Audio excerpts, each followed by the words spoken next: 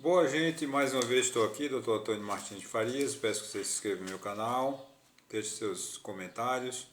Meus contatos estão aí embaixo no vídeo para que vocês possam entrar em contato comigo através do e-mail, através do telefone ou do WhatsApp. Quero já agradecer a todos aqueles que têm visualizado os meus vídeos e que passe para suas amigas, para os seus amigos, para a gente faça que esse canal cresça e cada vez mais pessoas possam receber informações, né? E acrescentar, assim, um novo conhecimento, um novo saber na vida de cada um. Como sempre, estou publicando os vídeos no meu canal no YouTube sobre direito previdenciário, com enfoque na aposentadoria do trabalhador rural. Já estou no 7º vídeo, acabei de fazer, vou publicar daqui a pouco.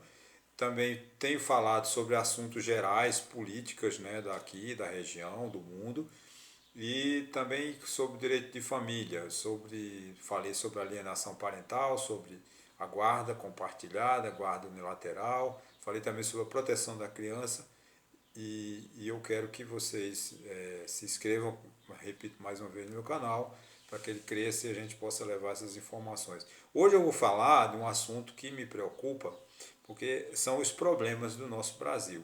Como você sabe, o Brasil sempre foi um país que desde 1800, ele foi descoberto em 1500, né, em 1808 Dom João VI veio para cá, já veio trazendo problemas e o Brasil tem problema todo dia. Mas nós vivemos um período muito duro, que de 1918 a 1920, 1914 a 1920, que é a Primeira Guerra Mundial, né?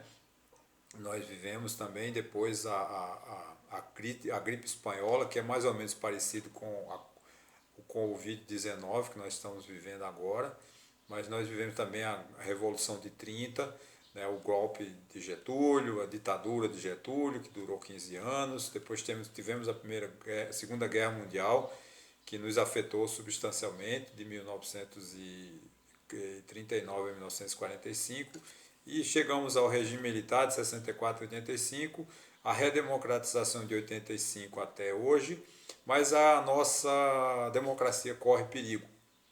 De que maneira?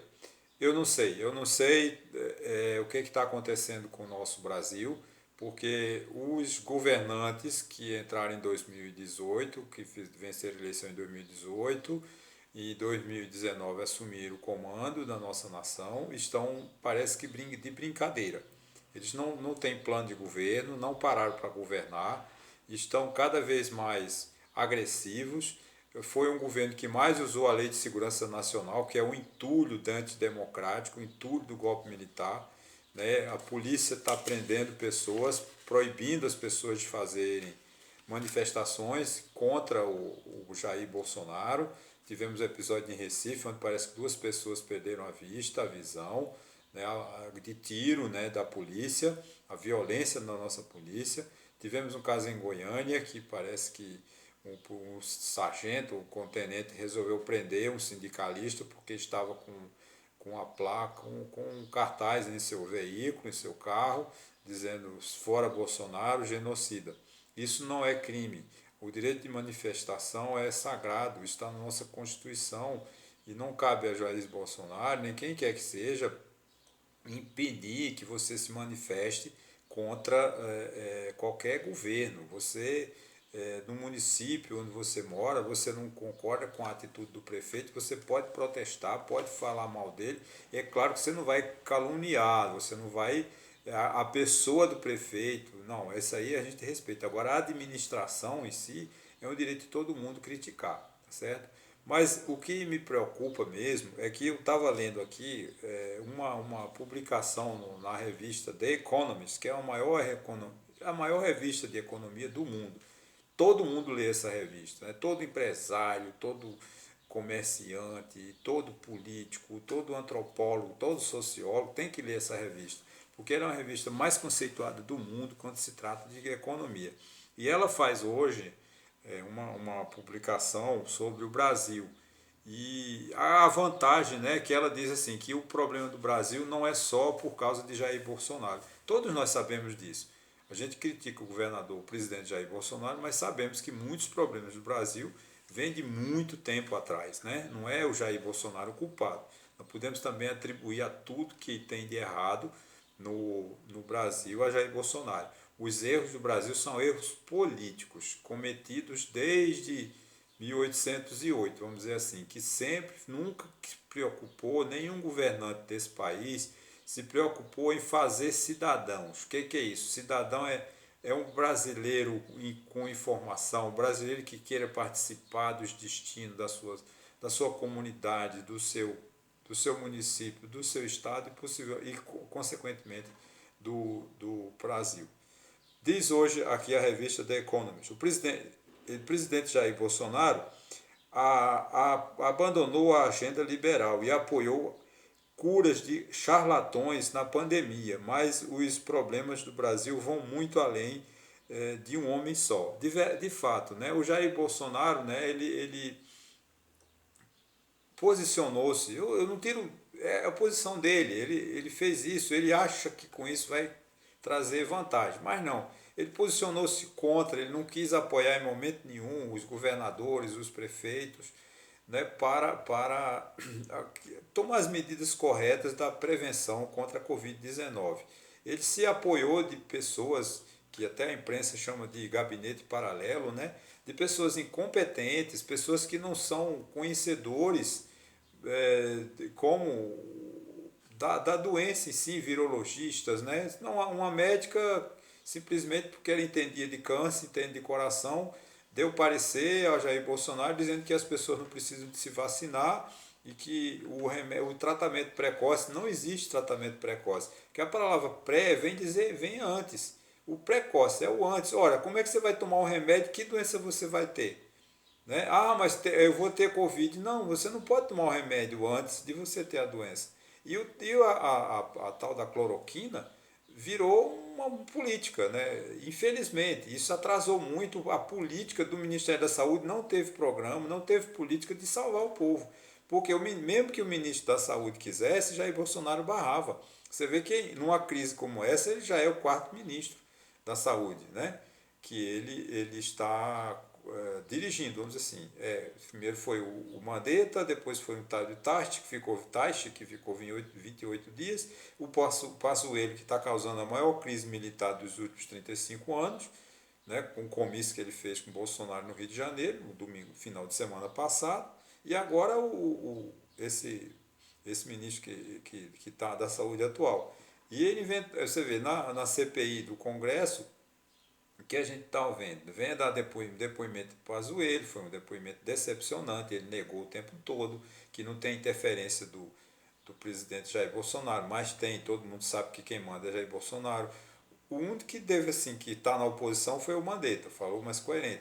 Essa moça, a doutora que foi a tal da cloroquina, né, também negou o tempo todo, né? Então, o próprio ministro agora da Saúde também negou a interferência de Jair Bolsonaro no Ministério da Saúde, mas tem interferência de Jair Bolsonaro, porque ele adotou uma política negacionista. Não tem como. Eu não dou razão a Jair Bolsonaro, mas ele quer seguir, o problema é dele. Mas eu me preocupo com a visão, né? Porque, Antônio, mas o que você tem a ver? Você tem a ver com isso? Isso é um problema da revista de Londres, ela é da Inglaterra, ela escreveu isso. Não, gente. É muito importante que a gente enxergue, que a gente saiba o que pensam sobre nós no estrangeiro, na Inglaterra, nos Estados Unidos, na Alemanha, na França, porque nós vivemos interligados, tudo é uma coisa só, a gente precisa de viver, a gente compra e vende para esses países. A gente compra muita coisa da Inglaterra, muita coisa dos Estados Unidos, a gente exporta tecnologia para os Estados Unidos, a gente exporta matéria-prima para a Europa, exporta matéria-prima para o Japão. Então, essas relações elas são importantíssimas. A gente tem que ter uma boa relação com esses países, porque se a gente tem uma relação, o governo da Inglaterra não acredita no governo do Brasil, o que ele vai fazer? Quando ele for vender para nós, ele vai vender mais caro. Por quê? Porque ele teme, ele acha que nós não vamos pagá-lo. Aí ele aumenta o preço. Quem vai pagar? Nós, eu, você, quando comprarmos um produto que vem da Inglaterra, ele vai ser mais caro. Quando eu compro dos Estados Unidos, eles vão vender mais caro, porque não acreditam no governo brasileiro. Acho que o governo brasileiro não vai honrar seus compromissos. Então fica boicotando, dificultando o nosso acesso. Quando a gente toma empréstimo, é sabido que o Brasil toma empréstimo diariamente, né? Dívida externa, tão polêmica dívida externa. O Brasil é endividado. Eu não estou aqui fazendo, não vou fazer uma análise sobre o endividamento do Brasil, porque isso seria, eu não tenho competência, porque eu não sou economista. Mas a gente tem que entender o seguinte: toda vez que você toma um empréstimo no banco na Inglaterra, ele vai aumentar os juros. Então esse empréstimo vai chegar aqui mais caro. Então a gente precisa de ter uma confiança. E o Jair Bolsonaro, infelizmente, está fazendo com que o Brasil perca essa confiança. Ele colocou no Ministério das Relações Exteriores um homem, ministro que não fez contato com ninguém, não se reuniu, ele não teve a capacidade, né? A Venezuela, que vive uma ditadura, né, com o Hugo Chávez, depois agora com o tal de Maduro, né, mas nos socorreu quando o povo de Manaus estava morrendo por falta de oxigênio, as pessoas estavam morrendo sem respirar. E eles podiam ter pegado um avião da FAB e buscar oxigênio na Venezuela, que é perto de Manaus, né? Aí não, ele mandou de caminhão, levando 3, 4 dias, e ele não teve a capacidade de telefonar para o presidente da Venezuela e agradecer, simplesmente por ideologia política. Então, esses erros são, assim, fatais para a nossa vida. Ah, Antônio, mas isso não afeta a mim. Não afeta-me, afeta sim. Os nossos produtos ficam mais caros e a gente entra num clima de desesperança, tá certo? O presidente brasileiro, ela descreve assim, né? O que essa revista na Inglaterra falou sobre o presidente brasileiro? O presidente brasileiro é um homem que quer destruir as instituições, não reformá-las. Esmagou todas as tentativas de uma exploração sustentável da Amazônia e revelou serem falsos todos os votos favoráveis à renovação política. Ora, peraí.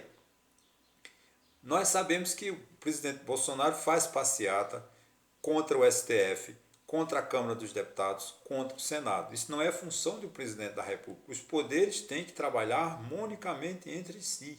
Não cabe ao presidente Bolsonaro ir uma passeata fora STF, acaba com o STF, fecha o Congresso Nacional. Não. Isso não é papel do presidente da República. O papel do presidente da República é trabalhar em harmonia. Ele tem que negociar com a Câmara. Eu sei que é difícil, né? São 513 deputados, ele tem acho que 50 deputados, né? Ele precisa de negociar, né? Eles precisam de 81 senadores, acho que ele tem 5, ele precisa de negociar, mas é a negociação política, senta mesa a mesa, cara a cara e vamos discutindo os problemas do Brasil.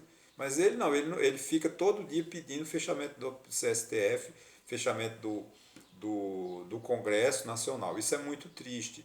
Ele não aceita, por exemplo, o presidente Bolsonaro ele não está investindo em educação. Isso é muito triste, porque vai deixar o pessoal desinformado. Ele não está liberando os orçamentos para as universidades federais. Isso é um erro, porque vai às faculdades, chegar em outubro, novembro, vão parar as faculdades, para pesquisa, para remédio, para de produzir remédio para a gente, né? Com o Covid-19. Tomara que tenha institutos como o Instituto Butantan está desenvolvendo remédio, a Fundação Oswaldo Cruz está desenvolvendo remédio para ver se em 2022 a gente se livre dessa pandemia tão horrorosa. Tá? Então o presidente Bolsonaro, infelizmente, está trabalhando contra o Brasil. Né? Mas, vamos lá, ele diz a revista, ainda ela consegue, eu acho que assim, ela falou, né, a política... Vamos lá, deixa eu ver aqui. Ao citar o apoio dos militares, né, que a revista veio? Quando o governo Jair Bolsonaro, como era ex-militar, os militares acharam que com Jair Bolsonaro, se aproximaram de Jair Bolsonaro, achando que ele ia melhorar a condição do Exército. Olha onde ele botou o Exército. Ele não quer a hierarquia. A maior fonte, a maior segurança das Forças Armadas é a disciplina e a hierarquia. Ora, se ele não pune o general Pazuello, que fez um comício, é proibido militar fazer comício, e ele exige que o comandante do Exército não puna esse general, o que ele está dizendo? Ele está dizendo, ele desrespeito. Ele diz assim, na polícia militar, nas polícias militares dos estados, na marinha, na aeronáutica, no Exército, não precisa mais de disciplina. Então, imagina a confusão que vai ser. O exército vai ser uma loucura. Quer dizer, agora, quando a gente precisar das Forças Armadas, elas estão contra a população, que nem foi em Recife, né? Eles tiraram, cegaram, acho que deram um tiro em dois jovens e uma vereadora, né? Para que aquela violência? O direito de manifestação é um direito de todos. Todo mundo tem direito de ser contra o governo. Ninguém é obrigado a seguir Bolsonaro, não. Isso é ditadura. Cada um tem o direito de opinar, de ser a favor de um prefeito A, de um prefeito B, de um grupo político A, um grupo político B. Ninguém é obrigado a seguir uma pessoa, não.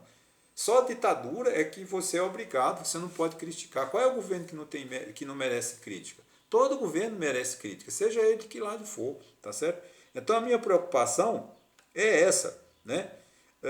Afirma que sobre o Eduardo Pazuello, sobre o ministro da Saúde, né, que eu acabei de falar, ele disse aqui, o Ministério da Saúde virou uma boca de fumo.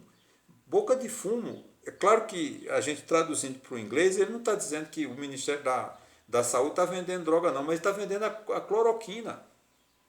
Quer dizer, e de fato virou, é um ponto de venda, de distribuição de cloroquina, um remédio que não tem eficácia, já está mais que provado, né, que não tem eficácia. Então a minha preocupação é essa. Quanto ao Lula, a revista cita o seguinte, a gente não vive de saudades. O Lula tem que provar, se ele quer ser candidato, que ele tem programas, ele tem projetos para 2022. Qual é o projeto de Lula? É o que ele fez há 12 anos atrás, ficou 12 anos no poder, montou o maior programa de corrupção da história do Brasil, explorando a Petrobras, levando a Petrobras para um dono só, que é o Odebrecht e companhia, que até mudou de nome, né? Para o povo esquecer a Odebrecht, mas eu não esqueci não. Então o presidente do PT, que também agora nós estamos já numa campanha pré-estabelecida entre Bolsonaro e Lula, os dois são farinha do mesmo saco. Um é ditador, o outro também montou um programa de corrupção generalizado e o país chegou ao que nós chegamos. É lamentável. Isso não é Antônio que está dizendo, não sou eu, é a própria revista aqui. Eu estou relatando uma matéria publicada em Londres, né, numa revista extremamente competente, o mundo inteiro lê essa revista, e como é que eles enxergam o nosso país. Não atire pedra em mim, eu quero, o que eu estou falando aqui é o que a revista está dizendo sobre os nossos políticos. Né? E para finalizar, ele diz o seguinte, Brasília está cheia de políticos, de jovens políticos, mas com ideias velhas, e é mesmo. Você vê, com a eleição de Jair Bolsonaro, nós achávamos que houve uma renovação substancial nos deputados, no Senado, na Câmara dos Deputados, mas eles são iguaizinhos, piores, mais conservadores que os que lá estavam. Então não adianta a gente, a nova política, qual é a nova política de Jair Bolsonaro? A nova política de Jair Bolsonaro é voltar a uma ditadura, um governo que olha para o passado. Jair Bolsonaro não olha para frente, ele olha para o passado. E o Brasil precisa que a gente encontre um candidato de centro, eu não sei que candidato é esse, porque eu não sou um analista político, né? Não me proponho fazer uma análise política de quem é melhor, quem é pior. Só estou dizendo que entre Jair Bolsonaro e Lula é farinha do mesmo saco, porque os dois se igualam, se equivalem, até que são nos extremos. Um de extrema direita e outro de extrema esquerda, se é que eu posso chamar Lula de extrema esquerda. Eu acredito que não. Lula Lula está mais para o centro. Só que, como essa confusão política, a concorrência política está entre os dois, nós precisávamos de um terceiro nome, ou um quarto nome, que subisse, que acolhesse os eleitores que nem querem votar em Lula, porque sabe que ele fez um governo de corrupção, de corrupto, montou o maior programa de corrupção no mundo, tem processos correndo dele no Supremo Tribunal Federal, nos tribunais regionais federais, nas varas federais de Brasília, que ele ainda poderá ser processado, porque ele não foi absolvido, o processo dele mudou de jurisdição, estava na Justiça Federal de Curitiba, foi para a Justiça Federal de Brasília, porque o STF, depois de 5 anos, numa jogada política, resolveu livrar Lula, né? Que disse, Lula, você está livre para concorrer, nós anulamos todos os teus processos, você pode ganhar em 2022 e a gente manda para a vara de Brasília quando ela quiser que processe você. Aí o Lula vai, né, presidente da República, se ele ganhar, esses processos todos são suspensos, né? Enquanto ele for presidente, fica suspenso. Quando ele terminar a presidência, o processo volta a andar. Então o que acontece? As pessoas acham que Lula foi absolvido. Não, Lula não foi absolvido. Lula só teve os processos suspensos. E ele vai continuar a andar na vara federal do Distrito Federal. Agora, o que o Brasil precisa de visão de futuro. né? Visão de que surja um homem que tenha competência, uma pessoa que entenda de economia, seja uma pessoa que tenha diálogo, porque o Brasil precisa de diálogo, precisa de chamar a sociedade, toda a sociedade, para convergir, para aproximar para o mesmo local, porque senão nós estamos numa situação muito difícil. Nós temos a crise energética, que depois de tantos anos ninguém falou mais em racionamento e construção de usinas e ampliação da rede. O Brasil está numa situação que poderemos ter apagões, né, daqui a pouco. Por quê? Por falta de governo, de investimento. A gente precisa de um governo que tenha projetos, que tenha programas a longo prazo. Tá, gente? Mais uma vez, muito obrigado. Espero que vocês gostem. Eu sei que é um assunto polêmico e gera muitas dúvidas, mas, como eu falei, não é a minha opinião. Eu estou apenas retratando uma matéria que foi publicada na revista The Economist de Londres e republicada no estado de São Paulo, de hoje, né? O estado de São Paulo, de 4 de junho de 2021. Então eu espero que vocês gostem. Mais uma vez se inscreva no meu canal, mande para uma amiga sua, para um amigo, para o meu canal crescer e a gente poder trocar mais ideias, ok?